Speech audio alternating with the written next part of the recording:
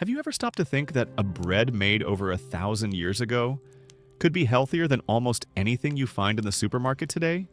The Vikings, warriors known for their strength, endurance, and longevity in extreme environments, didn't have access to technology, preservatives, or modern superfoods. And even so, their staple food sustained battles, ocean voyages, and long days of intense physical effort. So what makes this bread so different?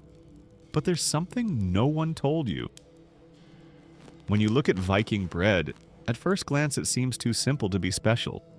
It doesn't have a perfect appearance, it isn't soft like modern breads, and it definitely wasn't made to please a palate privy to sugar and artificial textures. And that's exactly the point most people ignore. Because the true value of this bread isn't in what you see. It's in the invisible process that happens before it even reaches the fire. And the most curious part is that this process cannot be rushed. While today the industry makes bread in a matter of hours, the Vikings let time act as an essential part of the recipe. It wasn't just cooking, it was transformation. Something happened there, silently while the dough rested. A transformation that completely changed how the human body would react to that food afterward. And here's the detail that changes everything. This bread wasn't made just to kill hunger. It was prepared in a way that directly influenced energy, digestion, and even physical endurance. In other words, it wasn't just food. It was a survival strategy. And the more you understand this, the more you begin to realize that what was lost over time wasn't just a recipe. It was an entire body of knowledge about how to turn a common food into something much more powerful. Now, pause for a second and compare the two scenarios. In the past, bread wasn't created to be beautiful, soft, or last for weeks. It was made to truly sustain the body. Every step, from the choice of grain to the resting time of the dough, had a functional purpose. Nothing was rushed, nothing was disposable. Food was treated as something alive, something that needed time to fully develop before being consumed. Now, look at the modern world. Bread has become a mass-produced product. It needs to be fast, cheap, standardized, and highly profitable. Time has been shortened, processes automated, and what was once natural has been replaced by additives that mimic results that time would achieve on its own. And here's the point many people don't notice. It's not just the bread that has changed, it's the relationship with food. Before, you ate something that had gone through a real process of transformation. Today, you consume something assembled to look like food, but without going through the same natural development. The result? A product that seems better, softer, lighter, more tasty at first bite. But inside, it has lost density, lost complexity, and often lost its original purpose. And perhaps the most concerning part isn't the change itself, but the fact that most people have become so used to the artificial that the natural now feels strange. Now, stepping away from the mystery and getting straight to what actually happens.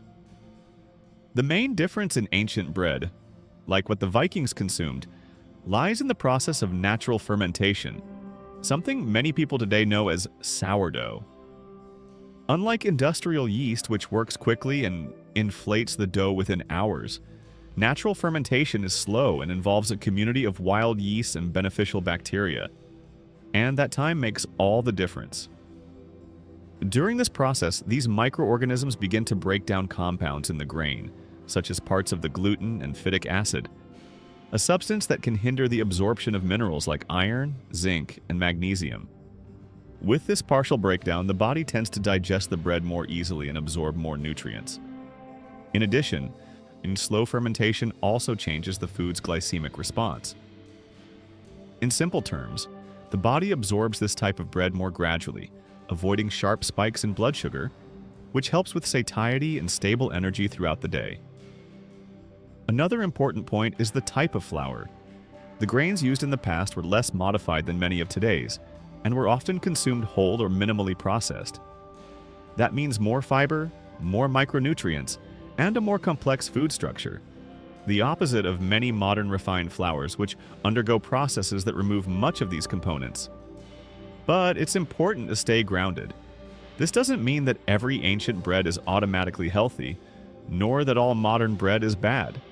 What these examples show is something more specific. When you combine less processed ingredients with adequate fermentation time, the result tends to be a more balanced food from a nutritional and digestive standpoint. No miracle, no exaggeration, just a well-executed process. But this is where many people get it wrong. It's easy to look at the past and imagine that everything was healthier, purer, almost perfect. But reality wasn't quite like that. The Vikings didn't eat this bread because it was superior. They ate it because it was what they had available. Their diet depended on the seasons, the harvests, and often on scarcity. There wasn't constant variety nor easy access to different nutrient sources like we have today. And more importantly, this bread was not a magic solution. It didn't cure health problems. It didn't replace a balanced diet and didn't work the same way for everyone. Even with natural fermentation, it's still a grain-based food, and that may not be ideal for everyone, depending on the individual, the amount consumed, and the rest of the diet. Another point almost no one talks about: the context has changed. Today, even if you replicate the old technique, the ingredients are not exactly the same. Grains have been modified over time, the soil is different, and lifestyles have changed. In other words, you can't copy the past and expect exactly the same result. But this is precisely where the real value lies. It's not about idolizing the past as perfect. It's about understanding that there were processes more respectful of the food, and that perhaps we lost that along the way by prioritizing speed, scale, and convenience above everything else. So in the end, the question isn't whether Viking bread was better. The question is, at what point did we trade quality for speed? Because when you start to observe all this more closely, it becomes clear that this isn't just about an old recipe, but a different way of seeing food. A way where time is part of the process, where simple isn't inferior, and where the goal isn't just to fill up, but to truly nourish. And maybe you don't need to live like a Viking, nor change everything overnight. But small choices start to change everything. Choosing less processed foods, valuing slower processes, paying attention to how your body responds to what you consume. Because in the end, it's not about going back to the past, it's about recovering what made sense and applying it intelligently today. And if you want to go beyond theory and see this in practice, in the next one, I'll show you exactly how this bread was made. Step by step, the right way.